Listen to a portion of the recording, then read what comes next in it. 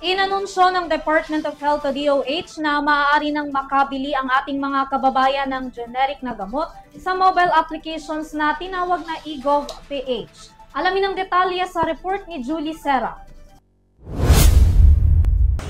Para mas mailapit sa publiko ang abot kaya ngunit dekalidad pa rin na gamot, mas pinadali na ng Department of Health ang access sa mga ito. Maaari na kasing makita ang presyo ng mga ito online gamit ang eGov.ph app.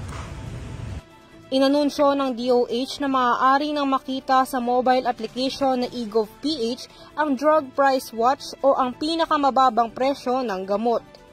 Ayon sa DOH, mas makakatipid ng 90% ang publiko sa mga gamot na makikita sa opisyal na app ng gobyerno.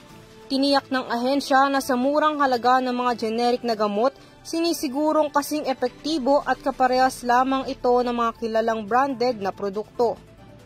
Maaaring isearch sa eGov.ph app ang pangalan ng hinahanap na gamot at ang pinakamalapit na lokasyon ng butikang nagbebenta nito. Alinsunod yan sa ginagawang hakbang ng DOH na pagtangkilik sa mga generic.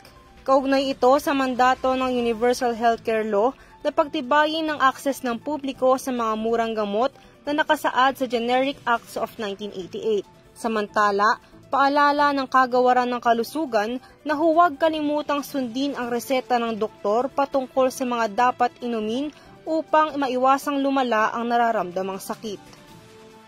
Para sa EuroTV News, ako si Julie Serra, sumasaludo sa bawat Pilipino.